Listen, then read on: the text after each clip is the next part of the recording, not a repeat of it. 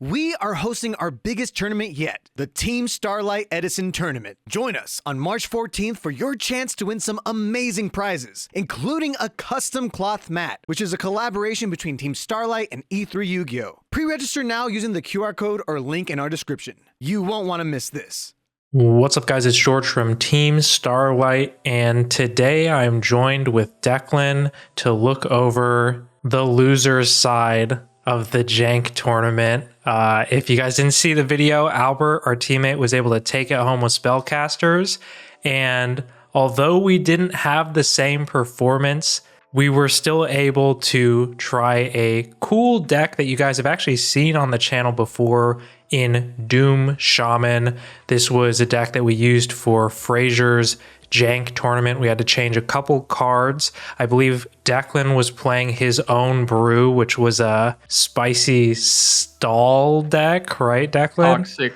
Yeah. Toxic. I played Final Countdown and I did not do well, but we're not talking about that today. Today, I am becoming an apprentice, and George is the master shaman who's going to take me under his wing and show us how it's done. So you can see on Dueling Book here, we have a bunch of different variations. If you guys don't know about this Jank tournament, it's on Frazier's channel, and he's been hosting kind of like Jank locals with a custom ban list with pretty generic stuff, like you can't use any Light Sworns, you can't use any card that has Frog in it, anything Elemental Hero, and then there's also specific bans, like you can't use Dark-Armed Dragon, otherwise obviously that would be in this list.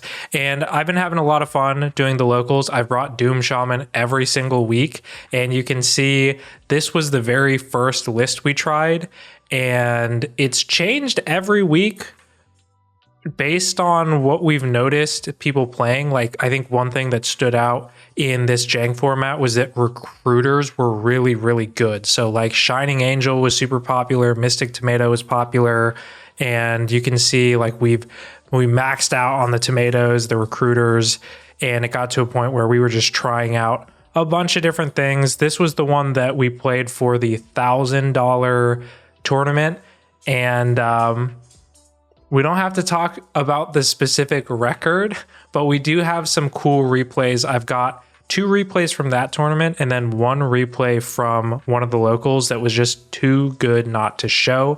If we just go over what this deck does, in case any of you don't have Doom Shaman memorized, it is basically a Gigaplant for Fiend monsters. It itself is a spellcaster, so it can't bring itself back, but it's a Gemini, 2400 stats. Once per turn, you can special summon a Fiend monster from your hand or either player's graveyard, so you can steal your opponent's Gores from their graveyard. That very rarely comes up, but it's kind of cool. And the idea is very similar to Gigavice, where you get the Doom Shaman, you use the Supervise, make Power Tool, or in this case, we have Arcanite Magician. Because Doom Shaman is a spellcaster, you use it with this Stygian guy to go into synchro plays, and we found that Arcanite was also a very, very strong card in this format. Just having spot removal because Raikou and Caius don't exist, we kind of noticed that the most popular cards were Breaker and Arcanite. And, you know, it makes sense. We also have Grave Squirmer. This is our Raikou at home. Level 1 Fiend. When it gets destroyed by battle, you can target a card on the field and destroy it. And we've got a bunch of toolbox, like 2 different tuners, so we can go into 7s and 8s. We've got 1 Grepher, 1 Armageddon Knight. We don't really need to max out on these because we have the triple recruiter, tomato, and Sangan to be able to search the pieces you need. And we've also got just generically good fiends, Gores, Tragodia. Being able to bring back Sangan off Doom Shaman so you can get another search is also pretty good. We have autonomous action unit in case we've used a Supervise and we still want to go into a power tool play. It's also just kind of nice to be able to steal your opponent's monsters and then synchro with them or tribute them off for the Doom Shaman. These cards, Silent Doom and Swing of Memories, are basically Monster Reborn for your Doom Shaman. You get those back. Future Fusion is Foolish Burial for Doom Shaman. And besides that, you just play a bunch of generic cards that are good. Side deck, you really, like, if you know the Jank format meta, lights were really popular. People were playing a lot of chaos builds. There was a lot of banishing going on with like DD Warrior Lady and Chaos Sorcerer, so Iron Wall's good for that. Super Poly for Geminis, and Book of Moon we kind of found was a really, really good card in the Jank format. So side deck just has stuff to cover all those like popular matchups. But I think that's pretty much it. Do you have anything else you want to add, Declan? No, I think that even though it's not a great 1K results, you did go like X1 at one of the locals, I believe. So the deck is solid, and I feel like it is one of those decks where typically the decks that have been rising to the top in the Jank format are really fair in what they're doing, and they're just kind of grind, and they grind and they get card advantage like through, you know, generically good cards like the Koichi, like Breaker. But I always respect trying to do something a little different and a little more unfair. And when you pop off, I think we'll see in the replays, it just looks like Gigavice-esque, and like it kind of just, you win the game on the spot, whereas like a lot of the games in the Jank format were like very back and forth, you know?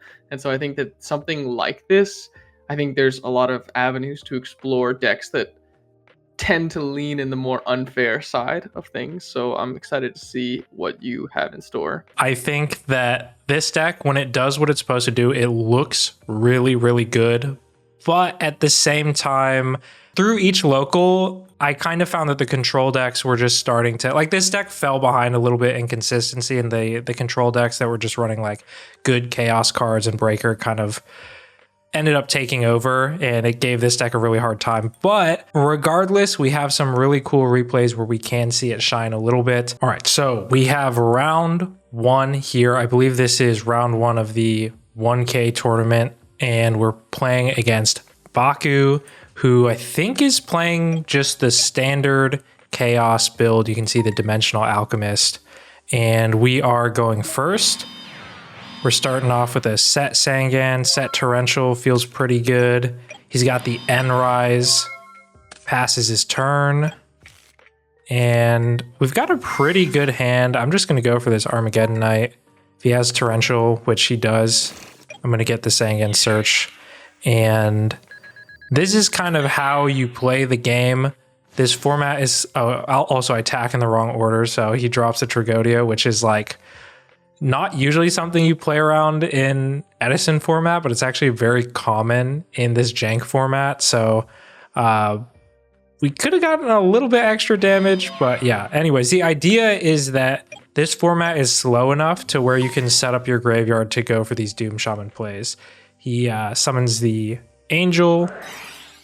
We're gonna TT that, get our Sangan Search, and I just get the Recruiter. I only have one Armageddon Knight, and I also have Foolish, so I can actually just set up. I think I actually just go for it here. Yeah, okay, so this is the combo. We're gonna go for our Doom Shaman, normal summon. We get the Stygian set up with Foolish. Yeah, but what do you actually go for here? Okay, yeah, I was thinking this too. Like, you don't want to actually synchro yet, but maybe now that he has the Fader, you want to deal with that. Yeah, I think so. What I was considering is like I could go into a power tool if he doesn't drop anything, but having the Arcanite to just pop this Fader is probably better. Go set Dimensional Alchemist to get the Fader back. We draw the Swing of Memories, so we can just do the same thing again. Get the Doom Shaman, normal summon it. Get the Stygian. We pop the card. He does get Fader this is back. Beautiful. Now you can make it 8 if you want to. Yes. Yep. So we're gonna go for the Dark End Drag. Yeah, can I can't make Dark End. Okay, I make Stardust Dragon. I was like, that is not allowed. We're just gonna go for the Doom Shaman. Attack. He drops the Fader again. And we've got Stardust to protect the Doom Shaman for the next turn. I don't really know what he's gonna try to go for. Armory Arm, it looks like. Attack over the Stardust. I already know what's happening. Yeah. I take the 1800. I mean, his deck is not. I mean, it's standard-ish, but this is a lot of N-Rise. Like, this is not common. N-Rise is not common. I don't think this card was in any of the other like Chaos lists. So just maxing out on like the Chaos Sork banishing stuff. And honestly, this is like pretty bad for me. He's able to deal with the Stardust Dragon, banish the Doom Shaman. We have Swing, but yeah, we don't have the Doom Shaman anymore. This was kind of like a consistent problem. If Doom Shaman would get like bottom list or Warrior Ladied, I decide to go for the Heavy Storm to just clear this Armory Arm and make my Gores live again. And he's not even going to attack into this Recruiter. Ends up being good because you play around Dust Shoot inadvertently that he draws next turn. Exactly. That's all part of the plan. He's got triple N-Rise. He does drop the Dust Shoot. Yeah, so there it is. The Gores is gone. But here's the thing. This is exactly why we play the Future Fusion. So now we are set up again. We can go Future Fusion, reveal the Raptinus, send our other 2 Doom Shamans. This is why you have to play 3 for like this exact scenario. And we can just go for the same combo, Swing of Memories, Doom Shaman. So far, we haven't seen a single Supervise, but like just being able to make Arcanite is usually going to be enough. And let's see. I go for Catastor here just so I can keep the Shaman up and deal with this N-Rise. You know, I could make Arcanite, but then this threatens another like Shaman effect in the following turn, so... Wow, that was... Damn, the Blind Allure. Blind Allure hitting the Sork. Drops the Marshmallow on, and he just scoops it up because he knows I can just make another Arcanite and pop it, so... So yeah, Swing of Memories, pretty good. Yeah, even though this deck is a little less consistent, the thing about the Jank format is you get turns to be able to do your broken combo. Exactly, like, no one's OTKing you with a fair deck. So I think that there's a lot of merit to like these combo decks that have setup involved because you're just gonna like usually he's flip summoning Dark Mimic to hit for 1,000. So like this is what the format looks like, which has been really, really fun. You know, he's just gonna keep swinging for 1,000. We've got Light Imprisoning and Iron Wall. I think we draw the Dark Tinker. We go for the Iron Wall. Foolish Burial, yeah, because we at this point we pretty much have the combo. Raigeki breaks the Iron Wall, and at this point I could still go for it, but like I have this Iron Wall in hand, so I'm just gonna wait another turn. Like this is not an OTK format, you know. So the break totally televises Crow. Right. Otherwise, why would you do that? Yep. So we're just gonna get our Dark Tinker effect, which basically just lets you see the top card of your deck and then decide if you want to put back at the top or the bottom. It's actually a pretty good effect to deal with the like brickiness. So I think I put it on the bottom, maybe, or maybe I put it on the top. The Dark Tinker's face looks like baby Ryuk. It does from Death Note. It's like super similar. We've got the Supervise.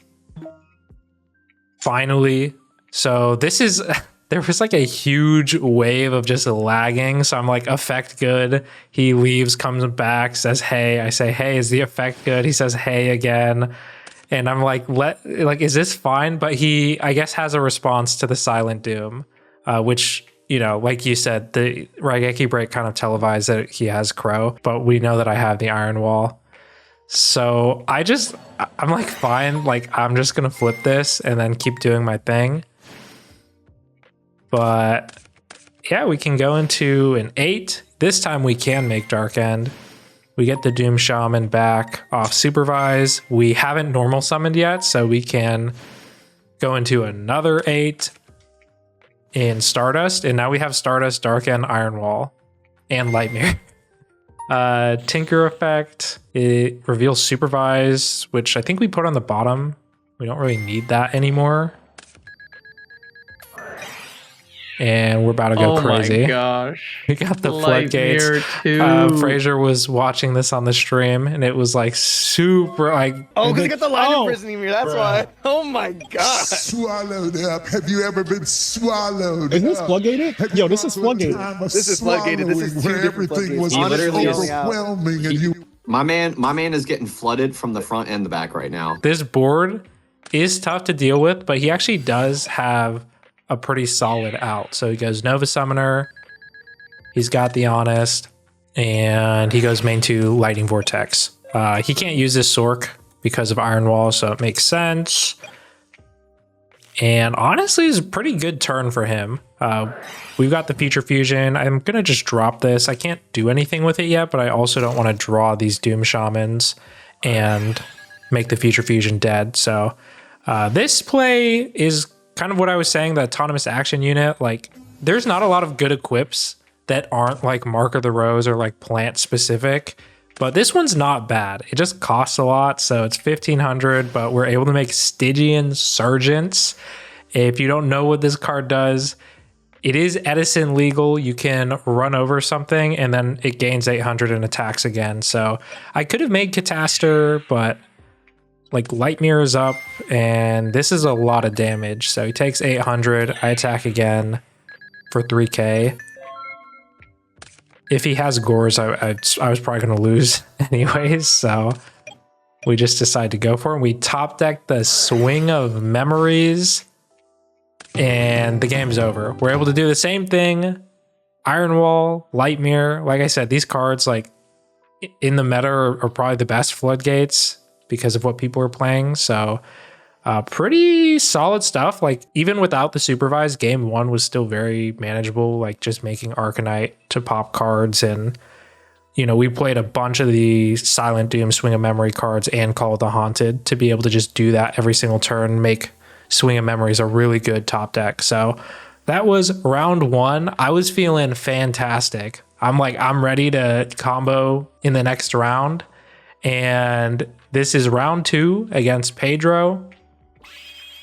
Playing something that I found out was probably like one of my worst matchups. He's got Vengeful Servant. Man. Not this deck. This deck is virtually untouched, yes, I feel like. It was very, very scary. So I obviously don't know what it is yet.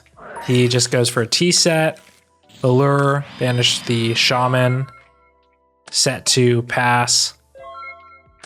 Damn, you don't even set the Decree, George? What? I guess you have so many traps you want to use. Yeah, I'm like, I just need to get through the Torrential and the Mirror Force, and then I can set it. There's also Breaker is really popular in this format, so I'm like, I'm just trying to hold on to this Decree until I'm ready. Right. Yeah, I forgot. You don't know what you're up against yet. Yep.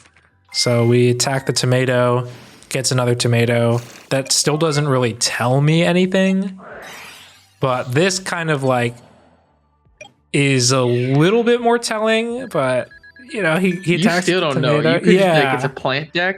It's a plant deck of sort. exactly. So I just go MST on the mark, so I don't take a bunch of damage. He sets another tomato. I actually can't do anything, but this Greffer is like just a good wall for the recruiters, so we can pass it back a few times. And I draw another discard for Necrogardener, so I might as well just like thin out the deck a little bit more. He decides to go for this play, and at this point I'm like, okay, Grinder Golem. TT like, this. You got to TT this yeah, one. I Torrential. I was like, I don't like what's about to, like, I don't like what's happening here. So we clear the whole field. Did you know at this point? I feel like I would know once Here's I the saw thing. the Grinder Golem. This was my first time playing against this deck, and I just totally forgot that it was an option. I'm still like unsure what this deck is, but this should have told me that this is like the burn deck, you know? So this is like a pretty big misplay if I know that this is the burn deck, because it plays into Lava Golem so poorly. But I just wanted to get damage in. He goes Threatening Roar. I chain Decree. He chains another Threatening Roar, so he's going to stay alive. And this is tragic.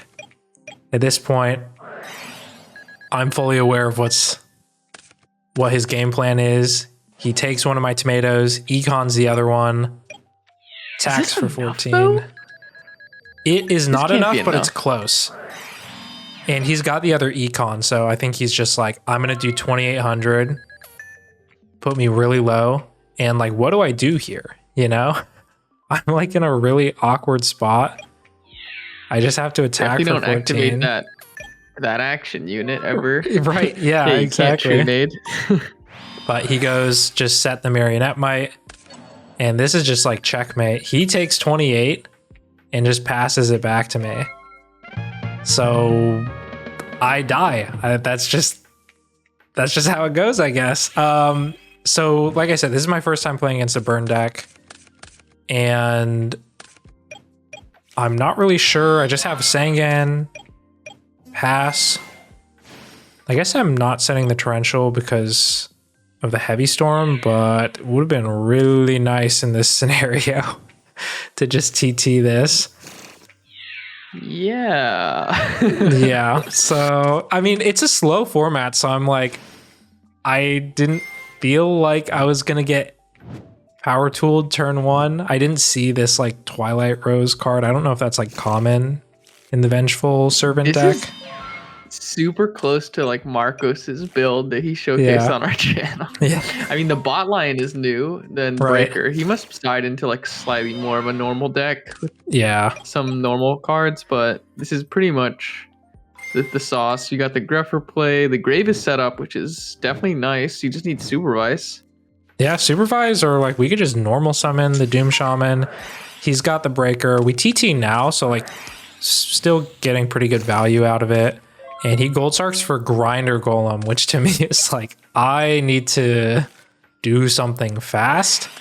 We go for the Heavy Storm, and I was like hesitant showing this replay because of this specific play, but you had kind of mentioned it earlier. Like, Autonomous Action Unit is a pretty bad card into this matchup because it costs 1,500. So I make Power Tool, and I'm like, all right, I'm going to bring back my Doom Shaman. I'm going to go for the 66%.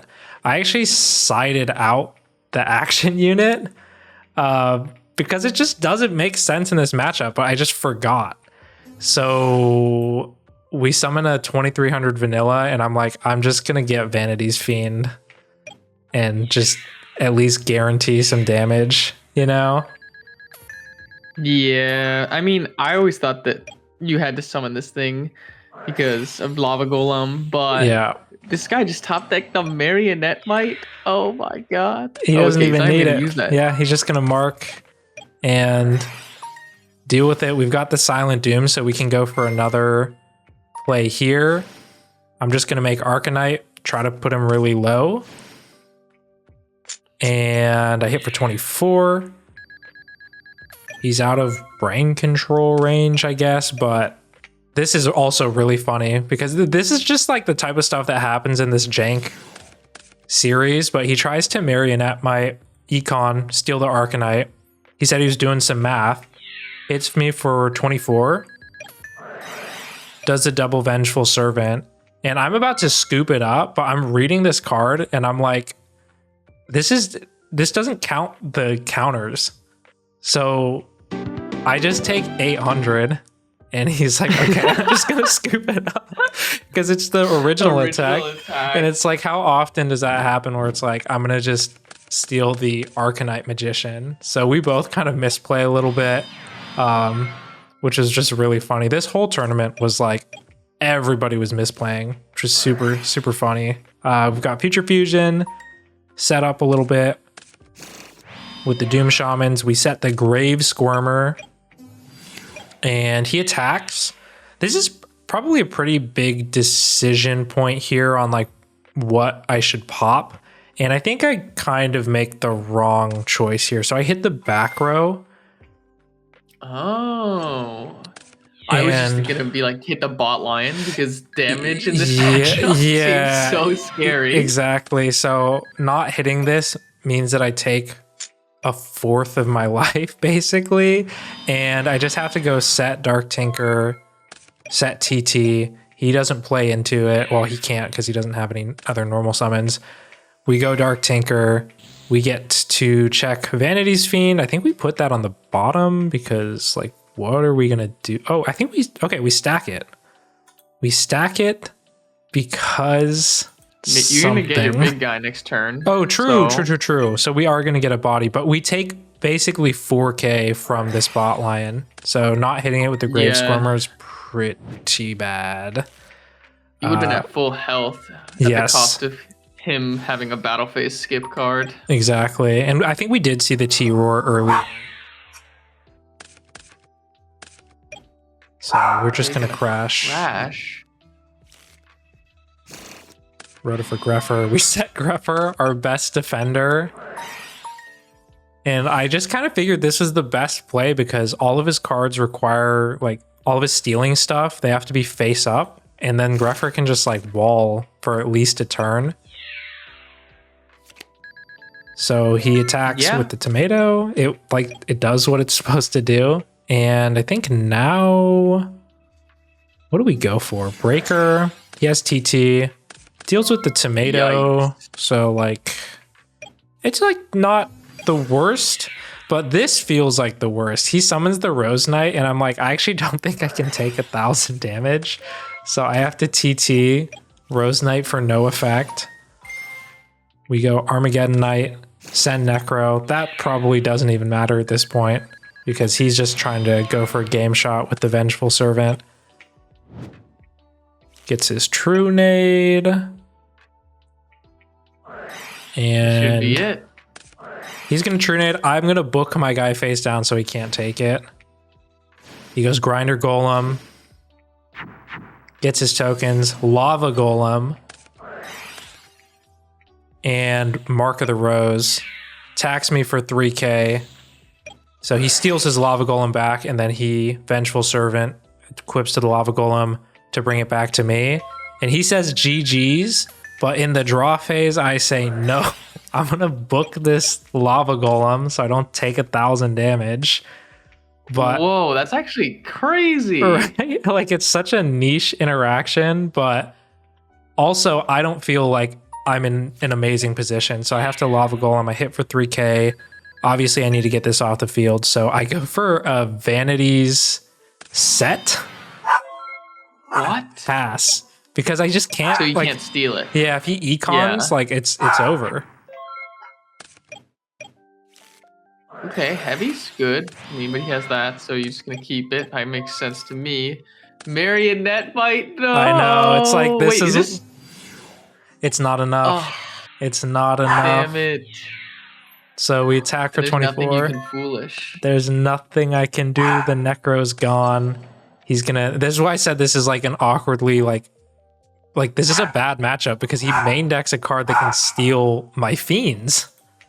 Okay, I don't blame you, but there was a world where you could have just flipped the Vanities, attacked over the token, and then set the tomato to play around the steal because card. It's not game anyways. Yeah. Right, so I can make it game next turn. You need to have a monster plus that, so I don't know. I mean, it's tough. You live and learn. Yeah, and I think that this was probably winnable, and that's like the challenge with this Jank series is you're just going to run into gameplay that you have never practiced for. Like if you're playing regular Edison, you've played Blackwings, you've played Vayu, Frogs, and in time, you feel really comfortable in all those matchups. I'm going to be honest, I didn't practice for the Doom Shaman, Vengeful Servant, Marionette Might combo. So, it is what it is, but it was a really cool match. Like Book of Moon, Lava Golem in the draw phase to like not die and then almost bring it back was cool. It was a very fun match. So, besides that, those were the only matches I wanted to show from the tournament because the other 2 rounds I pretty much just got stomped out by the like Floodgate Oppression Vanity's Fiend cards. So we've got one more replay. This is from just one of the locals. I think it might have even been just like the week before, but we've got a super sick matchup against Light and Darkness Dragon Turbo. So in this format, Red Med is I played banned. This guy. Oh yeah. Right, I remember that in the big tournament. This is my only win against this deck. Because my stall deck was just way too good against Light and Darkness Dragon. Right. Yep, we've got A little bit of comboing, trade in. DD Warrior Lady, this one's pretty tough. He's gonna banish my Sangan. And I think we have something here. Not quite, right? Because we need to get Doom Shaman in the grave somehow. We've got Tragodia on the Mask Dragon attack, and check this out. We draw our perfect card in Necrogardener so that we can steal this Mask Dragon, go for Foolish, and now we are set up. We can tribute the Mask Dragon for Doom Shaman, supervise, get the Stygian guy, and I believe, what do we do here? Power Tool. This time I can actually resolve the Power Tool effect. So we go supervise, supervise, autonomous, and of course we're gonna get that supervise every single time. Doom Shaman, do the same thing. And what do we do? Is there some Tragodia tricks? Okay, no, just Arcanite. Yeah, we're just gonna go Arcanite, Doom Shaman. And this, we have call set, so I'm gonna attack with everything. He's gonna take all this damage. And then we flip up the call. Game. And that's just game. Oh So my god. it's like you're saying, like when the combo does what it's supposed to do, like that turn felt like it should not have existed in this kind of format. But then sometimes you get hands like this triple. Silent Doom Swing these of cards Memory. are so good. They're so good when you're set up because then you just top deck them and your deck's doing such an unfair play, like a one card. It's almost like top decking Miracle. Yeah. But when you get these hands, it just feels It just makes so sense. It all adds up why this is playable in this format, and it's not unfair at all. He's going to go for Future Fusion. Speaking of unfair, get the triple white stone set up, bunch of cards in hand. End phase, he discards a Totem Dragon, and this is really scary. He's going to Dust Tornado or TT. And does he? Yeah, he just straight up goes for the Light and Darkness Dragon. I take 28.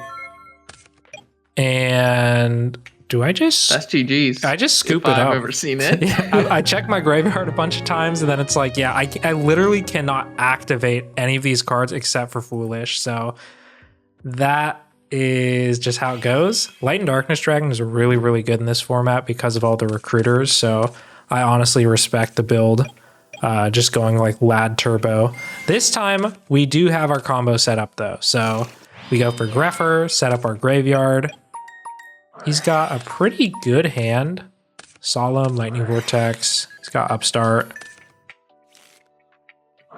Not the blue eyes though. He goes for the Heavy Storm, so that's pretty tragic. Like now we can't go for a combo next turn. Gold Shark for the Future Fusion. And what can we do here? We go for the Tomato, try to swing. Do some damage, so I feel good about that. He's got the MST as well, so call the Haunted, Mirror Force, MST, Heavy Storm. How it goes. Got the Vortex.